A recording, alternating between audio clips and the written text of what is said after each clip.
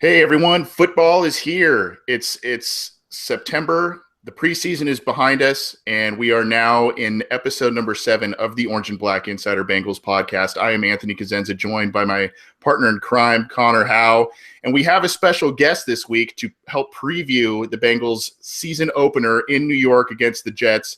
John Butchko from Gangrene Nation. He also runs a podcast over there called the Lockdown Jets podcast, which Cincy Jungle's Rebecca Toback was just on that show this week, so make sure you check that out. I think you're on iTunes and everything, right, John?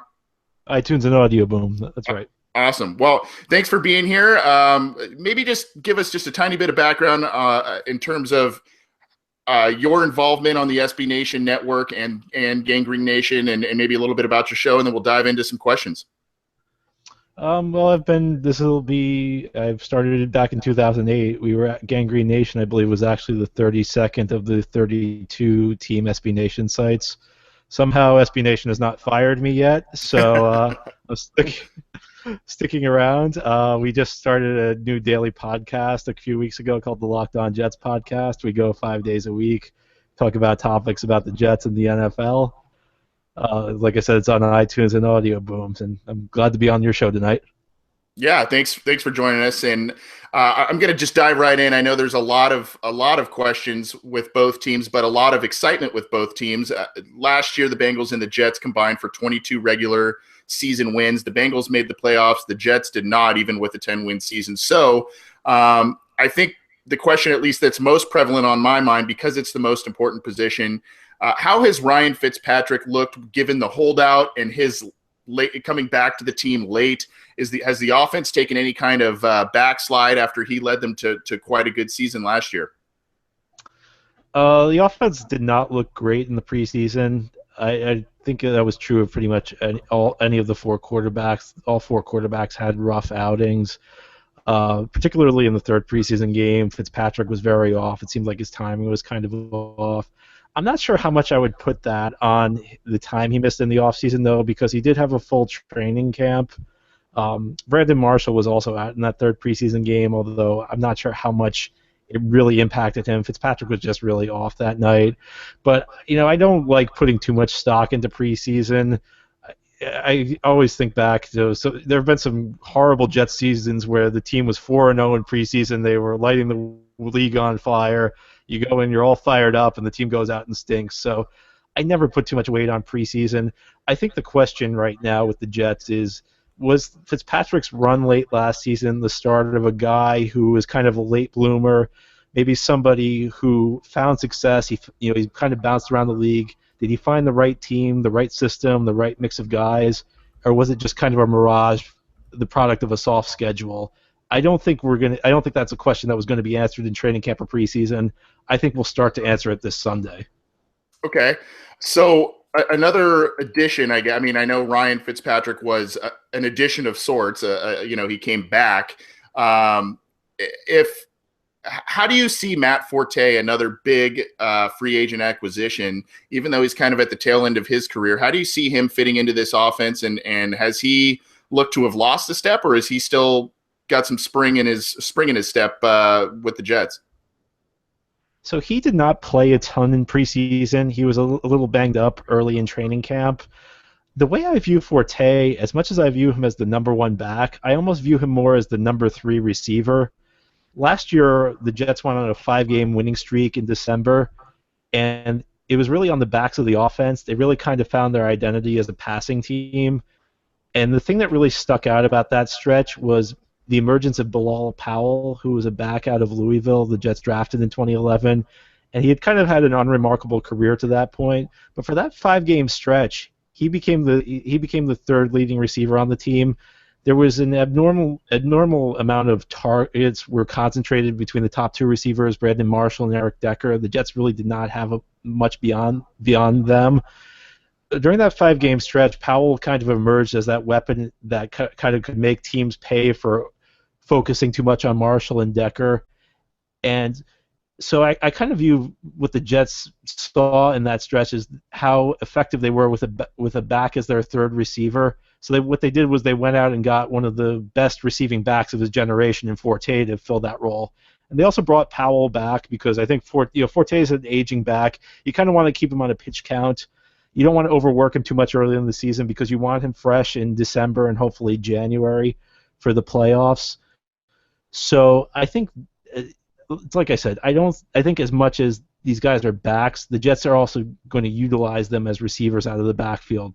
The guy that was the number one back last year was Chris Ivory, who had probably the best year of his career, but he wasn't really much of a receiver out of the backfield. He did improve during his tenure with the Jets. During that first year, 2013, when he was with the Jets, I joked that he looked like he was allergic to catching the football. I've never seen a back look so bad as a receiver. He developed into a guy who could catch he could catch a screen, he could catch a dump off pass, but he wasn't a guy who could split wide. He's not really a guy who could burn a linebacker on a wheel route. Forte is a guy who brings a more diverse skill set when it comes to catching the ball out of the backfield.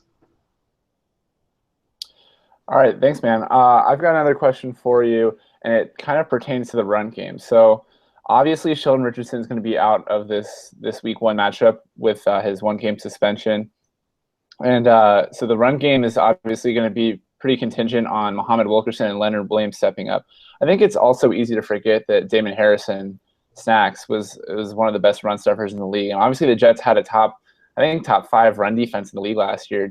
How do you see the defensive line holding up with brand new starter, and I believe it's McClendon who's the nose tackle, and then with Sheldon Richardson out for week one? I think that even with Richardson out, this is a very deep, talented unit. I'm not going to say they're going to shut the Bengals' run game down, but I don't think that this line is going to be overwhelmed by any team in the league that they face. I mean, like I said, I think this could be a pretty even matchup, but I don't think that this line will ever go into a game at a disadvantage, even with Richardson out. Yeah, that's totally fair. And then obviously the big matchup, which everyone knows is coming, is the whole AJ Green versus Darrelle Revis matchup. And obviously we both know both of those players are top-tier players at each of their respective positions. I'm just more curious as to Darrelle Revis as a player.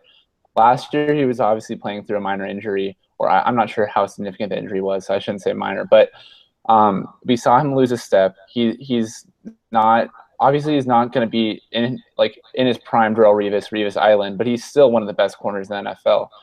He's probably not going to be manned on AJ Green the entire game, but they'll definitely still see some snaps head to head. What do you think? Do you think that Revis is still capable of locking down any wide receiver regardless of circumstance?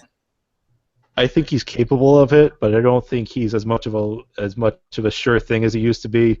Back in his heyday, 2009, 2010, whenever you sent him out there against an elite receiver, you knew that a receiver was not getting anything that day. Now you're not quite as sure, where you feel confident that Revis can go out there and win his battles. You're not surprised if he goes out there and wins, but it's also not as much of a shock to see one of these elite receivers go out and have a game against him the way DeAndre Hopkins did last year. I think it's more of a fair fight than it used to be. There's not really an outcome that's going to surprise me this week. I think, as you said, I would be kind of surprised if the Jets left him on an island for the whole game, because I think as I look at the Cincinnati team, I kind of feel like you want to do everything you can to take Green away and force Andy Dalton to use kind of his secondary targets. And in all truth, the cornerbacks beyond Revis are a concern, but I think the Jets' best shot at winning this game will be to try do everything they can to neutralize Green. So I'm sure there are going to be points. The Jets will pick their spots to leave Revis and Green one-on-one. I think you have some confidence in him. It's not the sure thing it used to be, but I think that's probably what you're looking at this week. We're talking with John Butchko from the Lockdown Jets podcast and Gang Green Nation, previewing the Bengals at Jets Week 1 coming up here Sunday, 1 p.m. Eastern. John, I look to the Bengals have a very solid defensive line in terms of their starters. Their depth, because of injuries that they've accrued this offseason and other attrition there, the backups have a lot to be desired behind the formidable starters, but the Jets' offensive line seems to be in a little bit of flux as well. DeBrickshaw Ferguson retired, so they brought in, I think via trade, Ryan Clady. And then you have a new starter filling in for Gio Camini on the right side there, and he'll be going up one-on-one. I think it's Ben I don't know how to pronounce his last name. I think it's Ijalana. Yeah, don't quote me. yeah. So I'm the Jets guy, and I don't know. So how do you see some of those matchups playing out with those Bengals starters and maybe some of those guys who are stepping into a starting role for the first time for the Jets this year? I'm not sure there's going to be a huge drop-off from Giacomini to Ijalana, and it actually could also be Brent Cavale, Qvale. Okay. But the reason I think there might not be a huge drop-off is not because the backup is that great.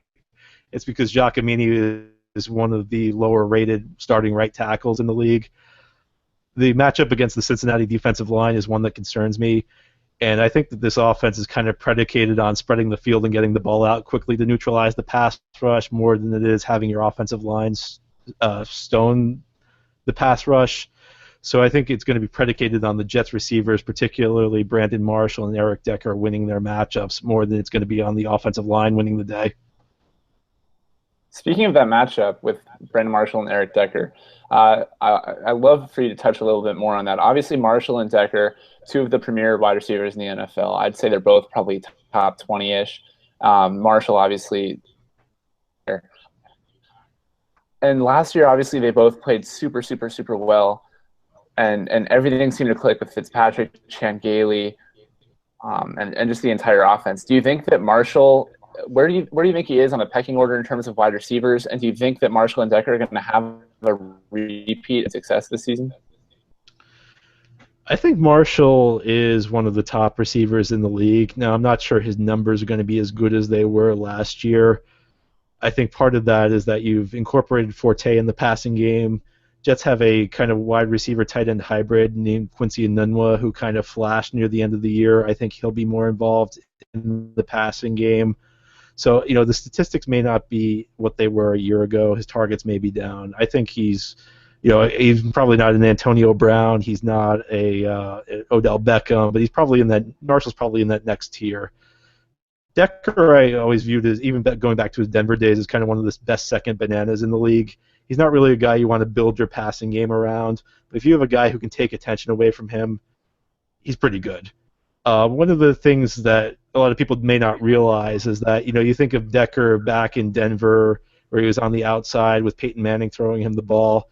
The Jets actually moved him in. He's now the Jets' full-time slot receiver.